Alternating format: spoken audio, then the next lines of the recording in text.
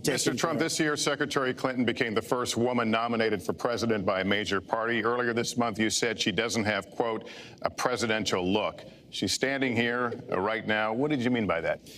She doesn't have the look. She doesn't have the stamina. I said she doesn't have the stamina.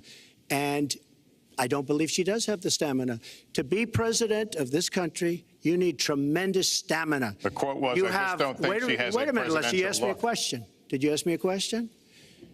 You have to be able to negotiate our trade deals. You have to be able to negotiate, that's right, with Japan, with Saudi Arabia. I mean, can you imagine we're defending Saudi Arabia, and with all of the money they have, we're defending them and they're not paying? All you have to do is speak to them. Wait, you have so many different things you have to be able to do, and I don't believe that Hillary has the stamina. Let's let her respond.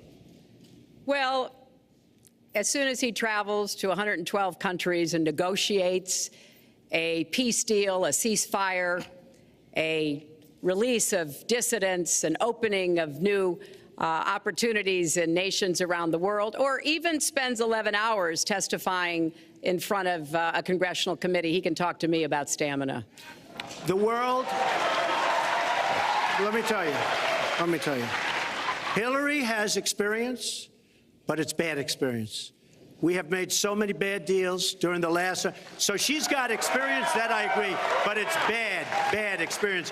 Whether it's the Iran deal that you're so in love with, where we gave them $150 billion back, whether it's the Iran deal, whether it's anything you can name, you almost can't name a good deal. I agree. She's got experience, but it's bad experience. And this country can't afford to have another 4 years of that kind of experience. We are at the final question. One thing, Lester, is, you know, he tried to switch from looks to stamina. But this is a man who has called women pigs, slobs, and dogs, and someone who has said pregnancy is an inconvenience to employers, who has said women don't deserve equal pay unless they do as good a job as men. And one of the worst things he said was about a woman in a beauty contest. He loves beauty contests, supporting them and hanging around them. And he called this woman Miss Piggy. Then he called her Miss Housekeeping because she was Latina.